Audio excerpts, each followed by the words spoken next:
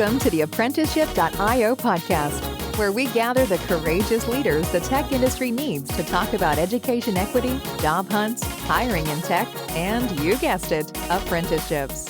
Whether you're considering a career switch to tech, currently studying, or working and leading in tech, we hope to show you stories, ideas, and tactics to inspire you and equip you to make the tech industry and our future together a more equitable place for all of us. Let's get to know today's guest. Today's guest is Roche Janken. Roche became an apprentice software engineer at Uber in May 2016 after attending Dev Bootcamp in San Francisco in 2015. Roche transitioned into software engineering after a 10-year modern dance career. While she was a dancer, she also had side hustles as a bookkeeper, a yoga instructor, and a project manager. She studied dance at the University of Michigan.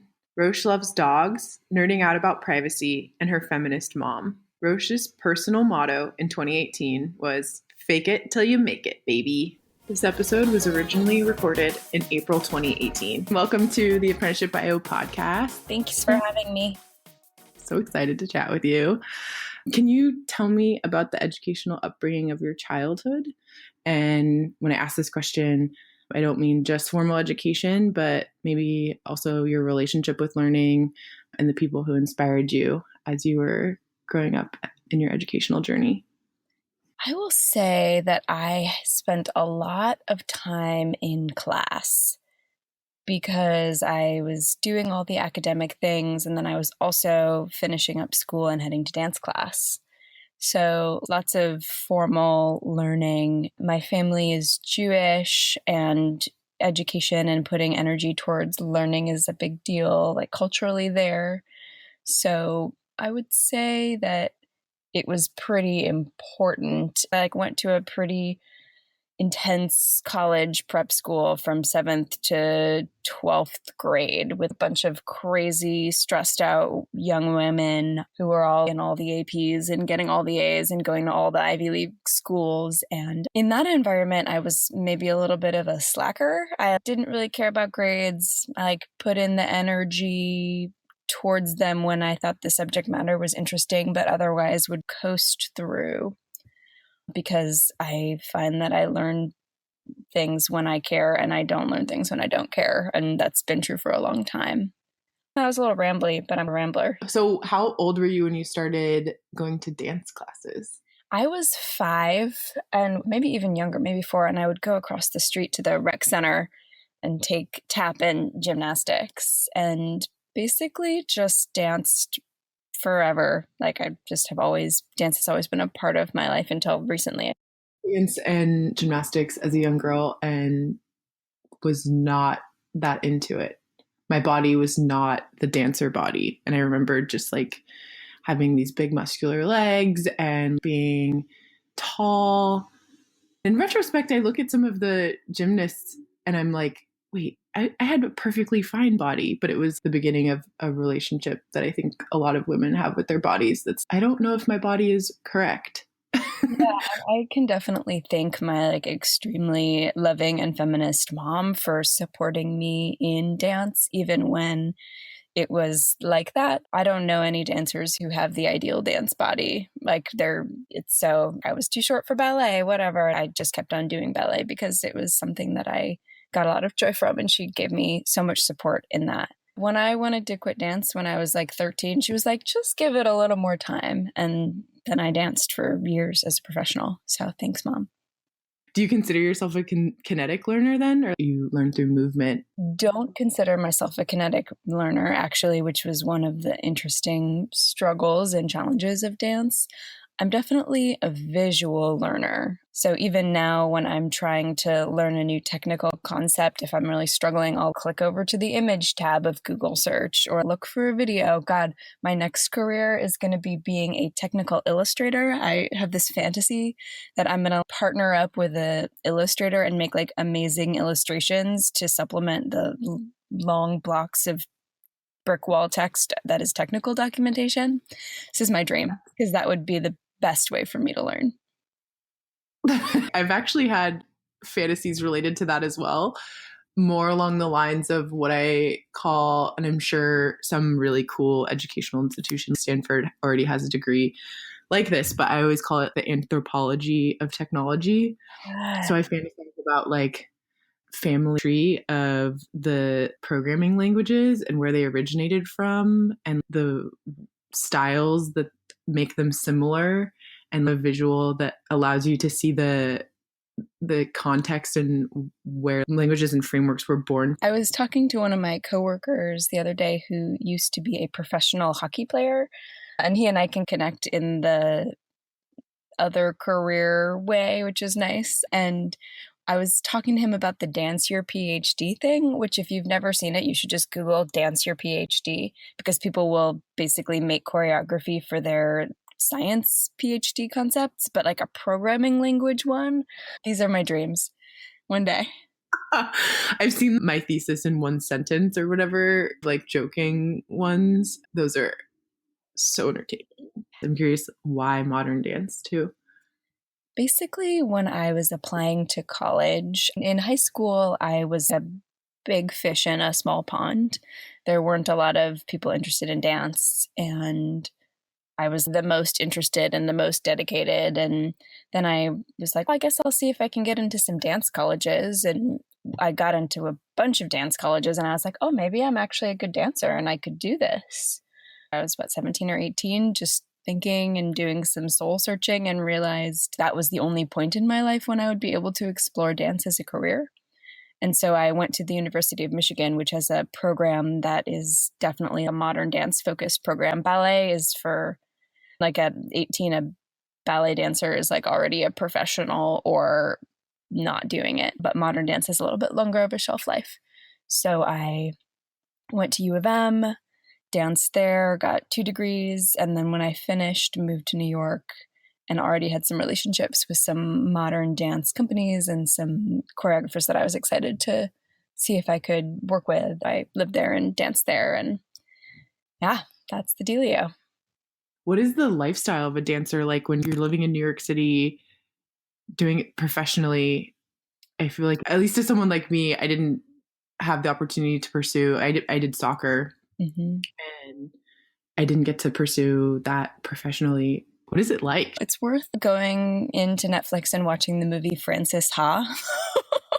Okay. That's like the sad side of modern dance is very well illustrated in that. For me, I had gigs. So there's not a lot of stability. You have a gig, like a season-long gig with a choreographer, and maybe you work with that same choreographer year after year, but it's for 4 months or 6 months because the choreographer only has enough money to pay dancers for 4 or 6 months. And then at the end of that process, there will be a performance, and the work that you develop together will be shared. Everyone I know and knew at the time would always have another job. So my other job was bookkeeping. So working for small businesses to keep their bills paid. But lots of nannies and people who work as baristas or in restaurants or as cocktail waitresses, or, I mean, the list of day jobs is very diverse. Would be dance class from 10 to noon, rehearsal from noon to 4, work from 5 to 10, and then back again the next day. I gigged with some really amazing companies that I was really over the moon to work with. And then at the end of my time there, I had a back injury, a dance-related back injury. So I left New York and moved to the Bay Area, healed my back, and then did it all over again and made new relationships and worked with new choreographers. Wow. So you moved out to the Bay Area, and then after your injury, got back into professional dance again. The scene here is a little bit less punishing physically, for better and for worse. Like, it certainly gives dancers a longer lifespan. Sometimes I think the work is less interesting, but maybe that's not, it's less physically virtuosic, which is something that I value in dance. That's a less judgmental way to say less interesting, I think. Can you expand on that? I'm like, I don't know very much about it. What do you mean? Some dance companies are very physically intense, and so you're like a professional figure skater doing the quadruple axel. You're just like doing crazy shit with your body all the time. And other work can be more theatrical or more like textural. Rather than jumping high and spinning many times, you're like moving in a way that evokes a different kind of feeling.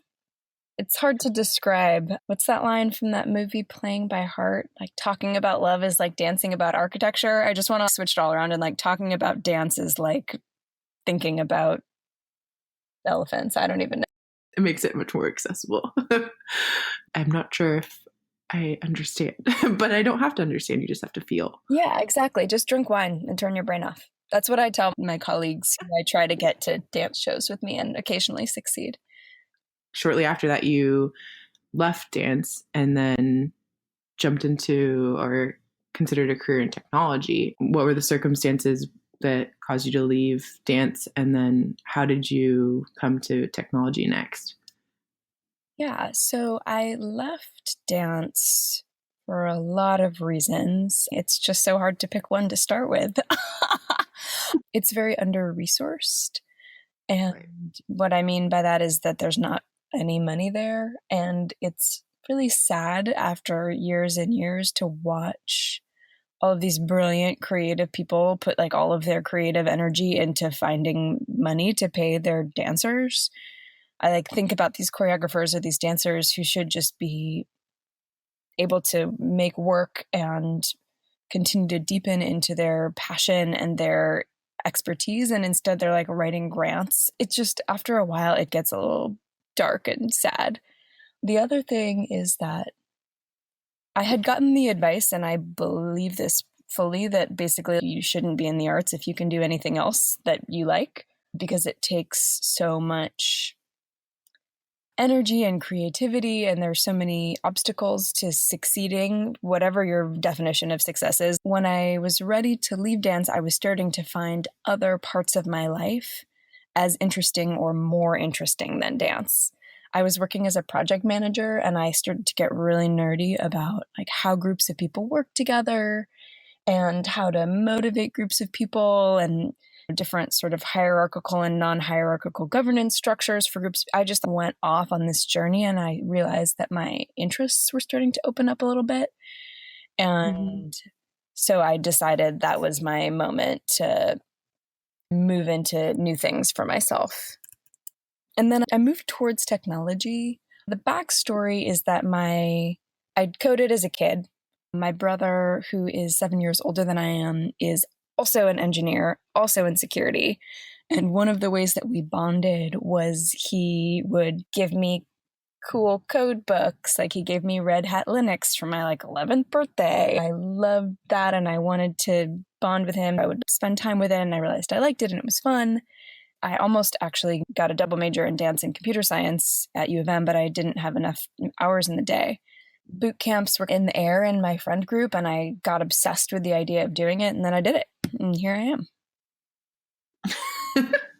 Can you talk a little bit more about the process? You mentioned the expansiveness and finding interest elsewhere. For me, in times of transition, sometimes it can feel jarring to leave something behind, especially if you've drawn meaning and identity from it for a long time. Did you feel like you were leaving something behind, such a key part of you, especially if you've done it since you were 4 or 5? Mm-hmm. Wow, it's a lot. It's amazing. Yeah. When it became time for me to be done with dance, I think the hardest thing was that I had co-founded a collective of dancers commissioning work called Vive.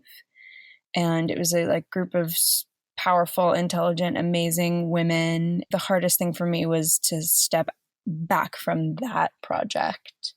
And I wasn't sure when I went to the boot camp that I was done with dance. I knew that I was going to take some time and explore other parts of my interest, but I wasn't 100% sure that I wasn't going to find a part-time job as a coder and do both. But when I realized that I was really loving my work and that I wasn't going to go back to dance, and there's definitely some loss there. Part of the reason that I haven't done a lot of dancing, even in an amateur for funsies way since then, is because it is still just really sad. There's something about moving that brings the sadness right to the surface. There's a really amazing radio documentary that I highly recommend to anybody called A Dancer Dies Twice. I think that does a really beautiful job of explaining what that transition can be like. Because everyone who does dance knows that it's very likely that they won't do it forever. So there's almost like a sense of mortality for everyone that I knew around dance. I can empathize with that for sure. Anything that you do with your body or like athletically too. I certainly felt that way with soccer. It's interesting. I remember the first time I met you, one of the coolest things that struck me about you is that for you, there's a lot of connection between programming and dance. And I think that's pretty unique. Most people don't see the connection between the two. Can you describe that connection and how it feels for you?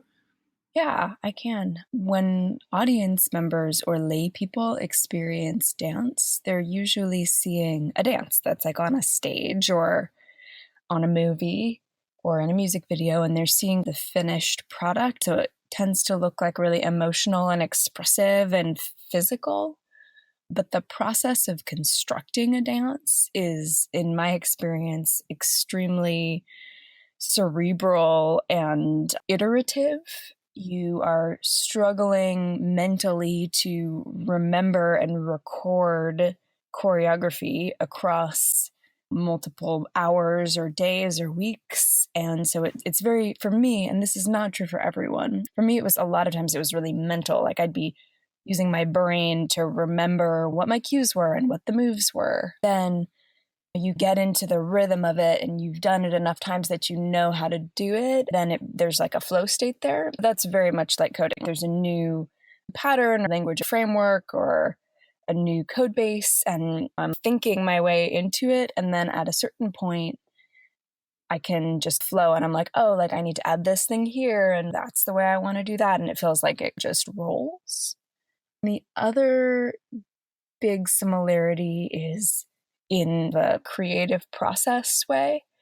It's funny, I think that people frequently think that dance is not very mental, and then people think that coding is not very creative.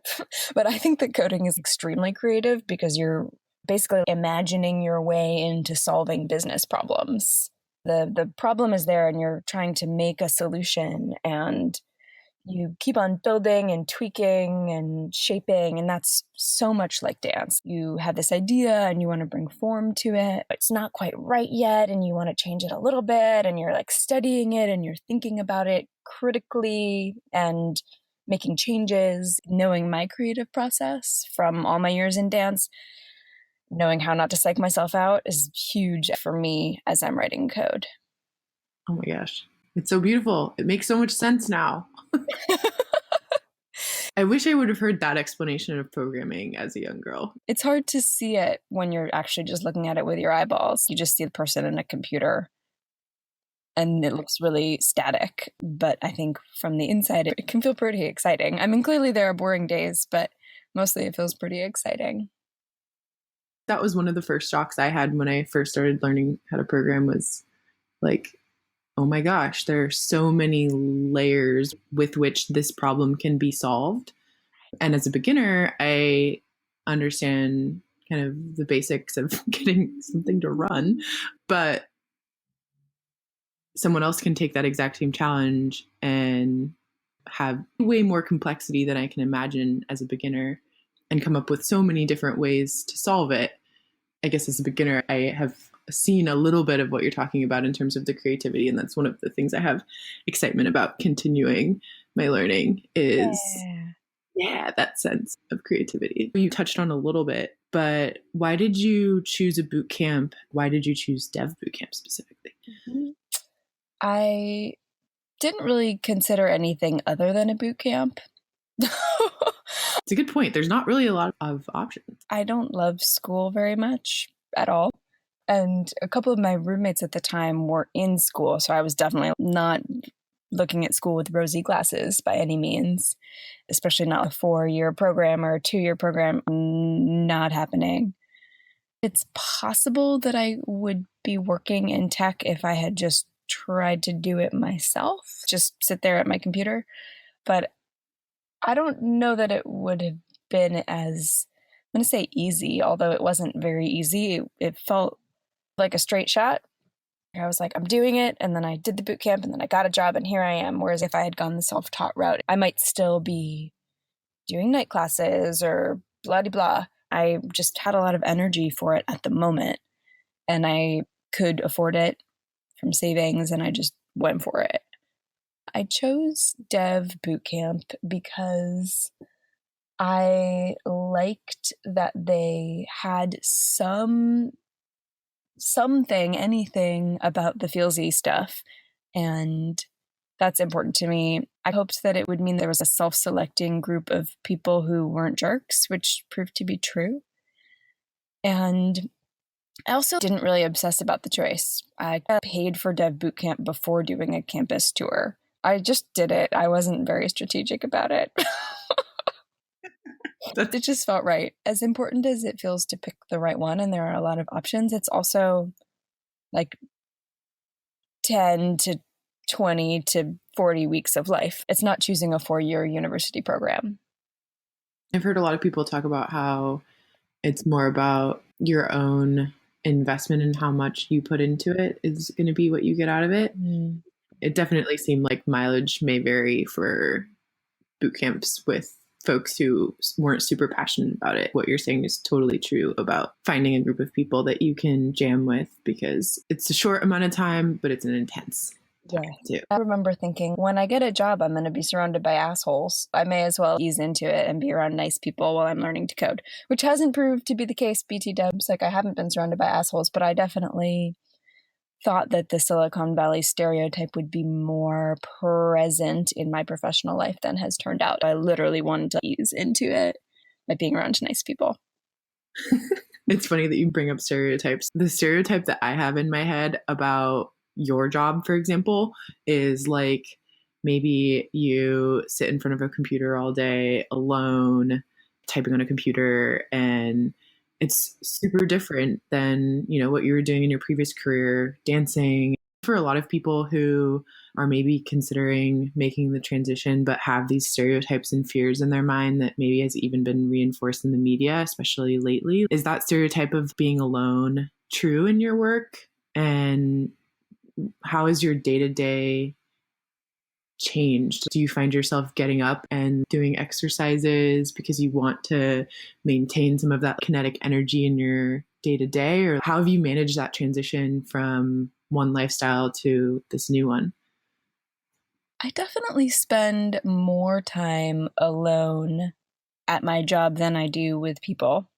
And I spend more time alone at my job than I ever have before. But I like it. I like to be alone and to be in the groove. And it's funny because even if I'm not like chit-chatting or even dialoguing with another person out loud, I'm chatting with my team on our group chat, or I'm reaching out to somebody for a deeper understanding of the library they wrote that I'm using. It doesn't feel like I'm isolated. It feels like I'm focused and I can reach out and engage socially when I want. And then when I'm in the groove, I can groove. I'm more focused than anyone else I've ever met in my entire life. I could like actually sit in front of a computer and write code for 12 hours until I got hungry. I've never been very distractible, and it feels really good to me to be in that space. So I think if I wanted more social interaction, I would probably find it, but I feel like I'm that nerd boy who just wants to code all day, which is a good place to be. One thing I do notice, though, is that when I do want social interaction, which is every day, like I'm not a total hermit, I find that I am the one reaching out more often. My colleagues, who at this moment all on my team are fellas, they're not as reach outy as I am, so I have to be like, hey, you want to go get lunch? And I try not to drive myself crazy, like wondering, like, why does nobody ever ask me to go get lunch? Oh, it's probably because they're just going to eat lunch at their desk with their code unless I ask them. But maybe they're scared of me or they're not interested or whatever. I'm just like, whatever. Just going to ask if I want to hang out with a person. I'm going to find a person and hang out with them. Oh, and then you asked about being physical, and I just don't. I just ride my bike and sit at my desk all day and occasionally do handstands in the bathroom. What? occasionally do handstands in the bathroom. Getting inverted is a very healthy thing, I've been told. Oh, and then if I'm hitting my head against the wall and it's not time for lunch, then I just lie on the floor. I'm going to forever imagine you at the Uber office, just inverted in the bathroom. If you wanted, I bet you could get one of those like machines that will hold you by the ankles and flip you upside down. It sounds really bad when I say it like that, but the machine itself is actually cool. I think there's one on the 4th floor. Of course. I swear I've walked around and seen it somewhere when I'm wandering the labyrinth. That's hilarious. But you're in the bathroom because it's better to be in private. I like what you said too about the fact that you don't feel alone, because I think the way that especially programming is portrayed in the media is this feeling of aloneness. And my experience has not been that. When I watch folks that are in engineering, it varies culture to culture, but I think the ones like you're saying where the asshole is not rewarded and people are really nice to each other, it's not an alone type thing. I feel like I also, just as an introvert, actually fantasize about that experience of kind of being in a flow state and jamming and getting something done. I have to say, it's insanely collaborative. If you wanted to be a lone wolf, you couldn't build Uber as a lone wolf. You need to interact. Everybody is interacting with everybody's code all the time. And you want to understand it. And so you're reaching out to the people who built it. I feel like I'm constantly interacting with people around technical issues, which is fun. I want to take it back to that moment at DBC when I first approached you about the Uber apprenticeship. And you said no, like for good reasons at the time. This was a different era of Uber. And I followed up with you and said, there's nothing to lose here, interview. So let's just try it and see how it goes. And of course, we already know the rest of the story. You're at Uber now. Back at that time, what were you worried about then? And then how has that view changed? Both about Uber and then also about just like corporate tech companies in general. How's your view changed between then and now? Thank you for pushing me to take the opportunity, because I feel like I won the lottery. I actually really love my job, and I wouldn't be there if I had been more stubborn and you hadn't been more stubborn than me and pushed me to do it. So I'm so grateful. I should buy you chocolates or something. I was just like, I think she could do this. It's been really good. I don't know why. I guess at that time, the extent of my knowledge about Uber, and let's put some like air quotes around knowledge, was that Uber is evil and it's full of jerks. And I don't want to deal with jerks. That was where I was at. As a non-traditional engineer, I didn't have a friend who was an engineer at Uber who I could reach out to and be like, hey, so what is it like there?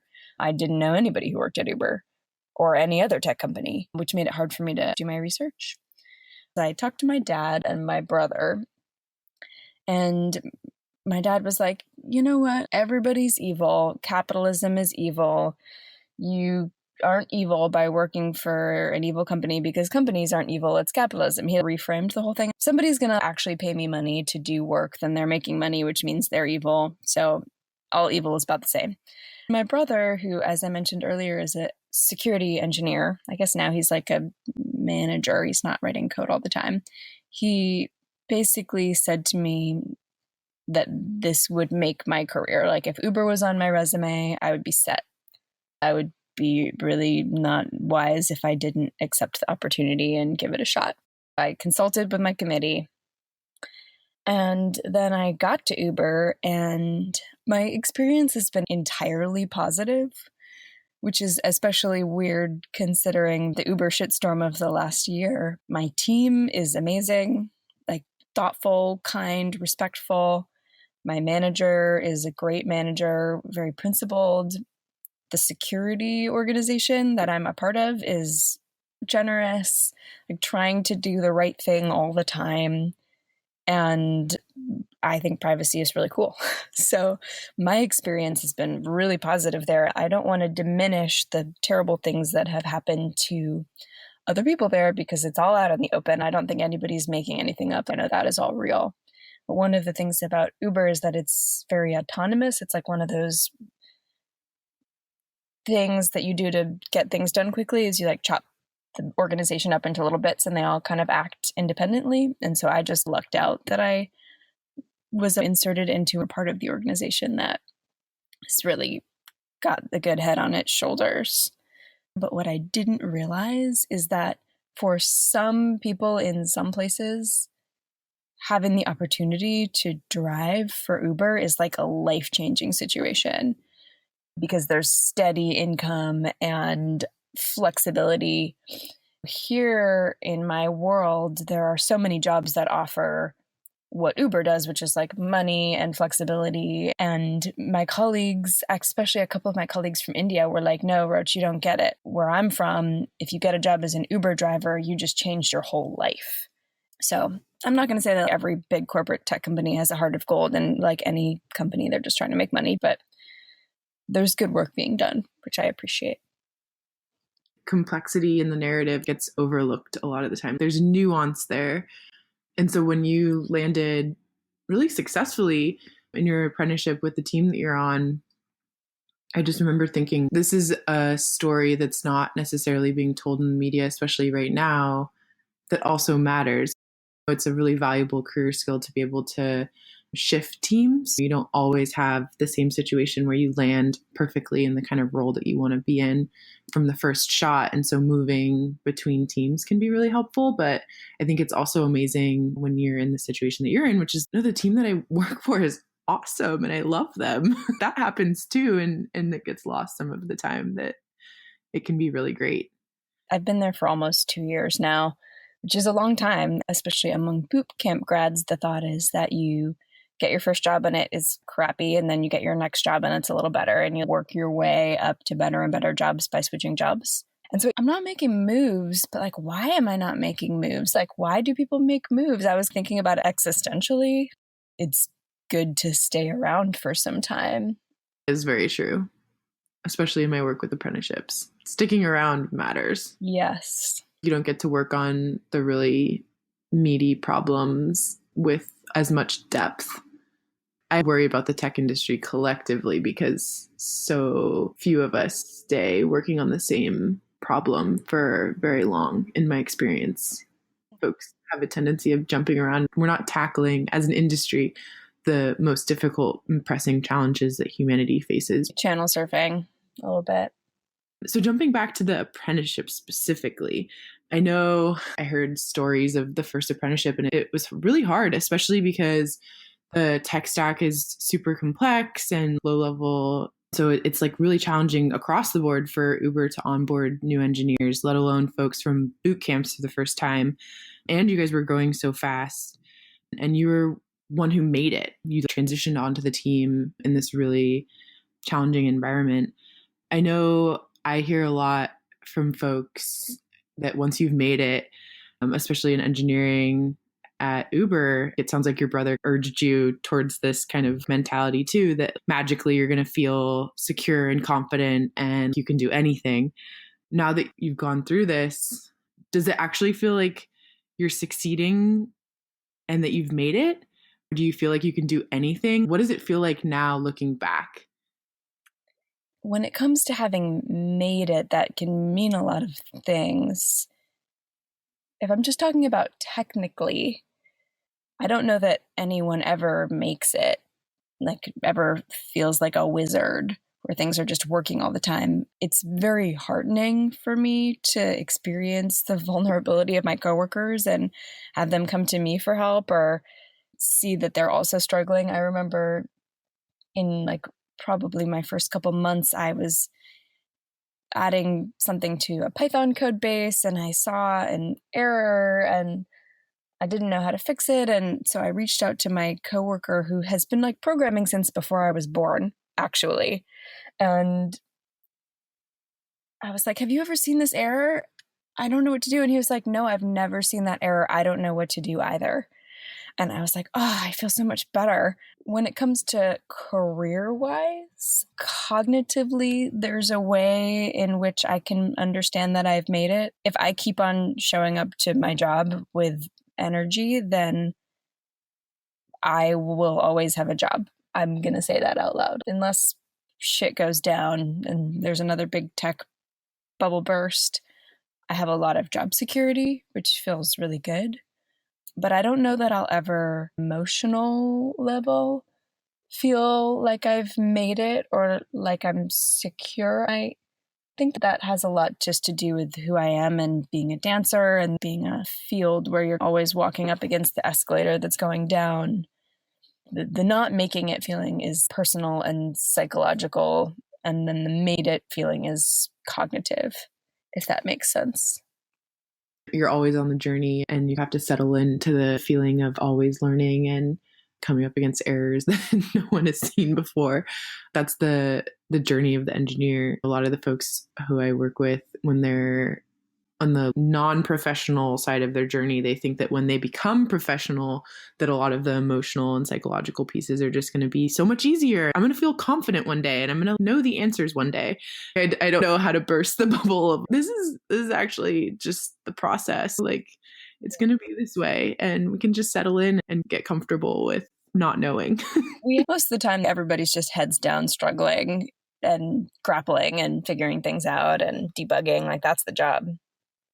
There is some, I hope, solace for people that as engineers, we're all going through the same things. Where like everyone has this imposter syndrome or constantly trying to figure it out as you go feeling. And it's universal. There is a sense of at least we're all in it together.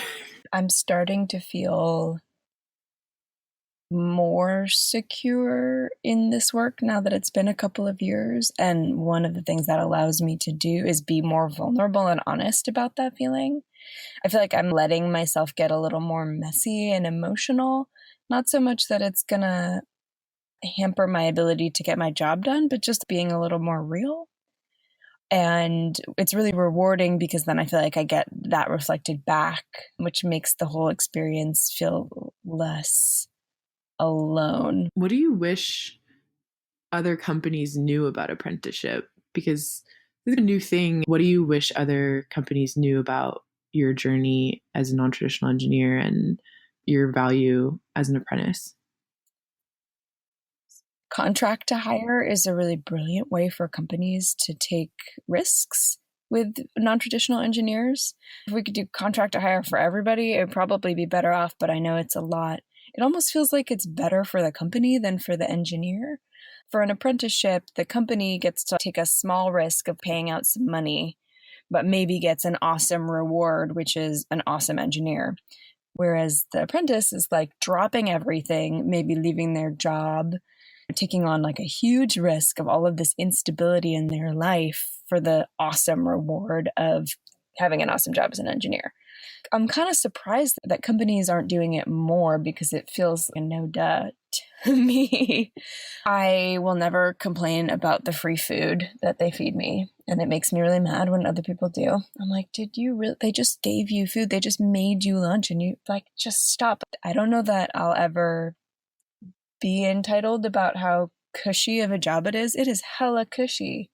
My whole life is very stable right now in a way that I really appreciate.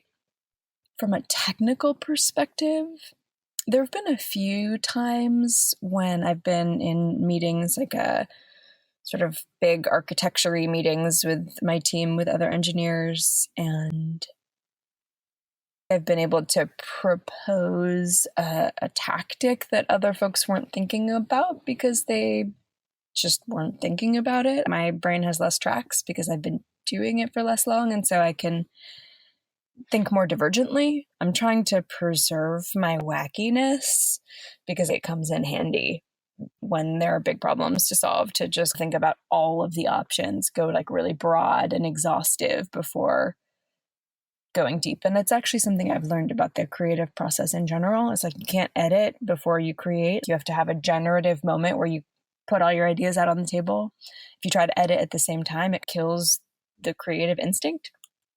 So I'm just sticking with wacky ideas, which sometimes are useful and sometimes lead to other useful ideas. That's awesome how you pull in the previous skill set that you developed with dance and your creative energies. Do you have any parting words of advice or wisdom for the non-traditional engineers or maybe the underrepresented engineers who are in the slog of learning to code, or even worse in some cases, the slog of the job hunt. What do you have to say for the folks that are out there that are looking up to you as someone who they want to be like? Fake it till you make it, baby. That's totally been my motto forever. Even if I feel vulnerable and uncomfortable, it gets me into interesting situations, and I like when things are interesting. I would also say the whole process, just get really big. Life is an opportunity for self-examination. This has been so amazing, Roche. You are always so deep and thoughtful and articulate, and I always love talking with you. Thank you so much. Thanks for having me. It's so fun for me. And come have lunch, come eat free food at Uber whenever you're downtown. Everyone who's listening to this podcast right now.